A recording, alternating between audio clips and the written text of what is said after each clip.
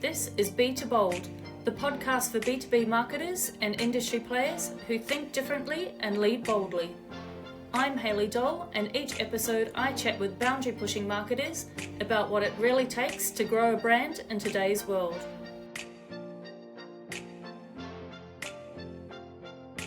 Welcome everyone. Today we're joined by Danielle De Amicis, Head of Marketing for Australia and New Zealand at SAS, the global leader in data and AI. With nearly 2 decades of experience leading B2B marketing for global technology organizations, Danielle has built a reputation for combining data-driven strategy with strong sales and marketing alignment to drive growth, revenue, and measurable business outcomes.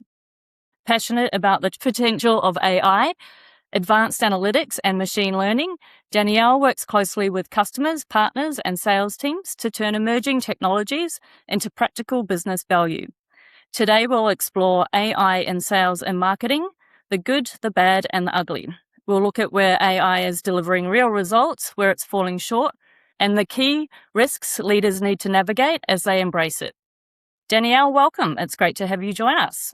Thank you, Hayley. It's great to be here. Great. So let's start with the good. AI is everywhere in marketing conversations right now. Where are you seeing AI genuinely deliver value for sales and marketing teams beyond the hype? So we see AI creating real value when it removes friction and not when it creates, theatre. The strongest use cases we're seeing with AI are research, insights, first draft content creation, account prioritization, personalization, and helping teams move from data to action faster. A couple of examples of that would be, you're stuck, you're trying to produce a white paper, you have the bullet points in your head, so you chuck them into, Claude or ChatGPT or Copilot, and you tell it what you want it to do, what you're actually looking for, and it will come up with something.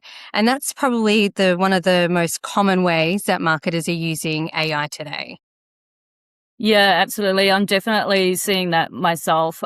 A really easy way to kind of fast track a lot of projects, especially in the area of content creation. So super useful. You've spent a lot of time aligning marketing and sales teams. What's the good you're seeing when it comes to AI improving collaboration, efficiency, and growth?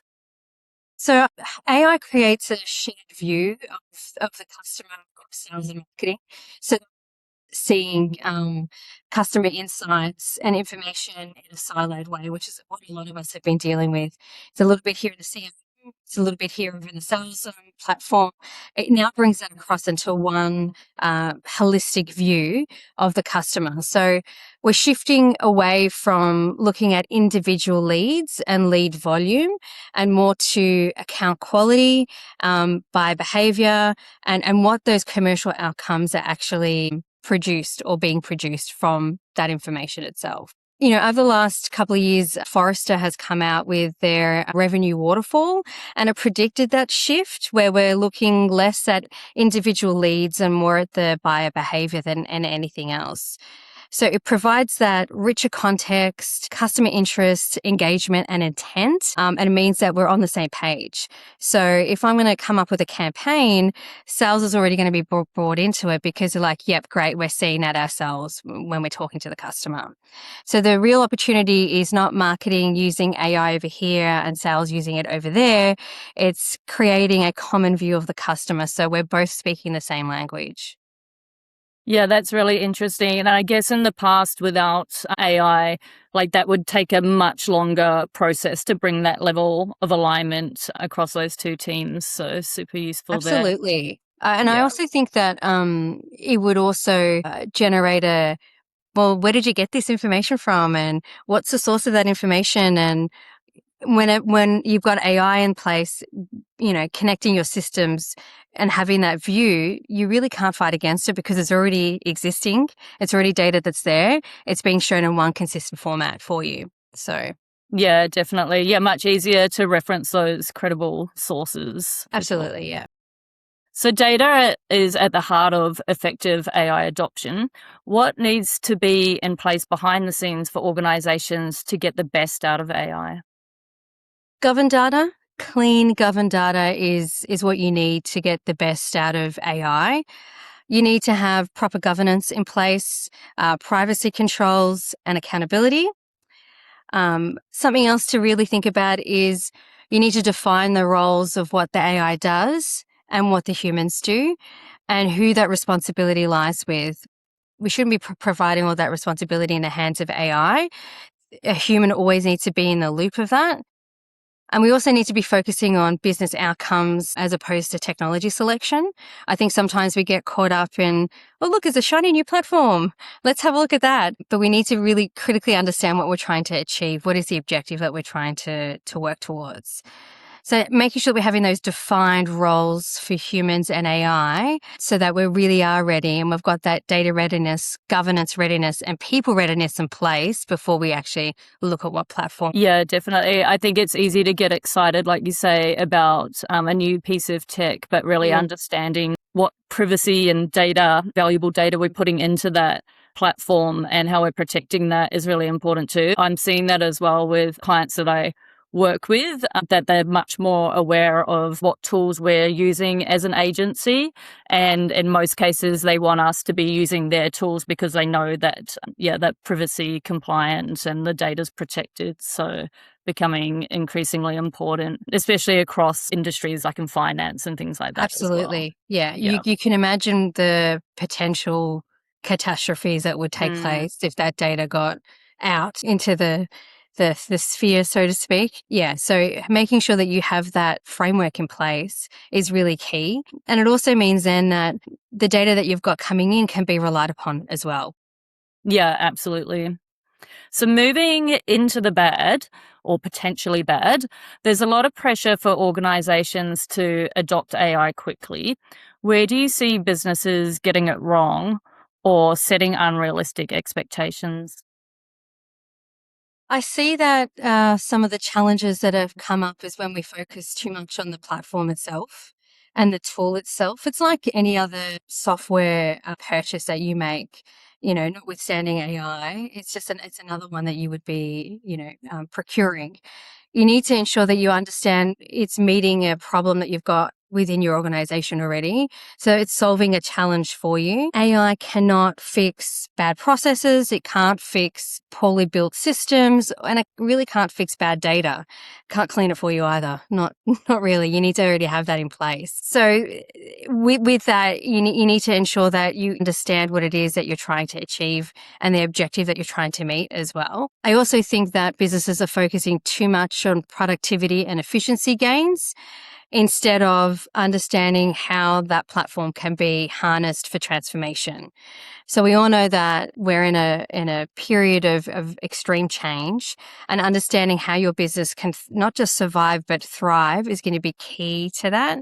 So selecting a platform or a solution that enables you to transform your business for that next leap, for that next 10 years is going to be paramount, as opposed to, are we going to use Copilot, ChatGPT, Perplexity, Gemini, etc.? That becomes irrelevant, to be honest. Yeah, that's interesting. You mentioned a lot of people focusing on the efficiency and productivity gains. That's something I'm seeing a bit of or experiencing as well myself, where speed and efficiency is sometimes getting prioritized over quality, and I think that's a little bit of a dangerous kind of ground that we need to be aware of, which kind of leads into my next question. So one thing that we've noticed is that AI is helping us to move faster, but it can also feel like the pressure to do more is increasing. Is AI really giving people time back, or are we just raising the expectations of what's possible? That's a good question. I think it's a little of both. So yes, it's giving us time back, and no, it's not. So, and that's just the reality of the world that we're living in at the moment. AI can remove administrative tasks and repetitive work, but many organizations will fill that time with more work. So as a leader, we need to be intentional in how we redirect our staff to more high value activities, such as, strategy, creativity, innovation, and customer engagement. So it can give you time back, but it can also have your time squeezed again if we just continue to load up that individual with more and more work. So we need to ensure that we're intentional about protecting that time and redirecting our staff towards more high value work, as opposed to being stuck in the weeds, so to speak. An example of that would be, for me, I wish there was an AI agent. I don't currently have one that could do my expenses. It's something that my finance team would love because I'm constantly late with my expenses. So yes, that would be an example of freeing up some of my time to be able to really focus on the strategy of what I'm trying to build and moving the needle forward with the business.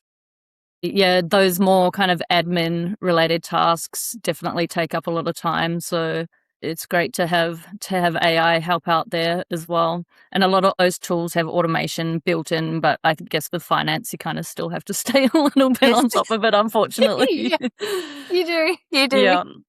So yeah, and so now I'm moving more into the potential ugly side of AI. As we automate more of marketing, what risks do leaders need to think about around trust, authenticity, and the customer experience? I think trust is the biggest risk. Brands can lose authenticity if every interaction starts to sound the same. And I'm sure you've seen this on LinkedIn where you're starting to see the same type of writing style coming through across like lots of different people's posts. And it's being called out, and it's what we like to term as LinkedIn slop.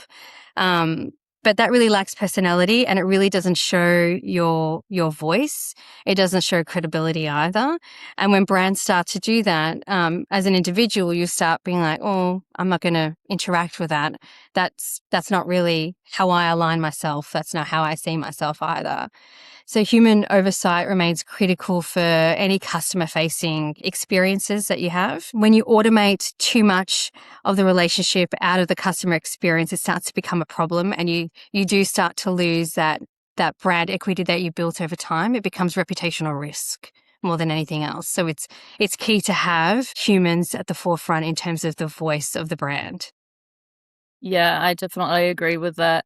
I think AI has a way of phrasing things to make it sound good or sound real or sound credible, but that's not always the case. So you really need those human experts to come in and just cross check and fact check before anything kind of gets released out there in the world, because there could be so much potential brand damage, I think, off the back of that if AI has just been allowed to run wild and make big decisions. So wrapping up with our final question, what is one bold AI related marketing idea you would love to try if there were no limits? If there were no limits, I'd create a digital twin of the buyer journey, not to replace customers, obviously, but to simulate how different audiences discover, evaluate, and build trust in a brand. We could test messaging, events, digital journeys, sales plays before they go live. And this would enable marketers to ask the question of, where are we creating value? Where are we creating friction? And where are we invisible, which I think is key to understanding. If you understand where you are invisible, you understand where you need to, be visible, particularly if that's where your target audience is. And this becomes really important if your offering is quite niche to a specific target audience itself. So it isn't AI doing all the talking, so to speak. It's using AI to help us understand customers at a much deeper level before we engage with them. It also takes away I don't know if this is going to work. We're going to spend, $500,000 on X and, 30% of it might be wasted. So it also reduces that finance issue as well of being able to try something else without having to really invest loads of funding into it as well. Yeah, that's great. I love that. Anything that's going to improve the customer or buyer experience and journey is a great investment, I think. Yeah, absolutely. I do think that we spend a lot of time ruminating as marketers about what is going to work and what's not going to work. And I think this would enable us to actually put that into practice and to see what the outcomes are going to be. Yeah, exactly. I mean, AI, we're just at the beginning of the AI journey. So there's so many amazing ways we can experiment and try new things. So exciting times ahead. Absolutely. Danielle, thank you so much for joining us today. It was lovely to have you as a guest on the podcast. Thank you so much, Hayley. It was fun.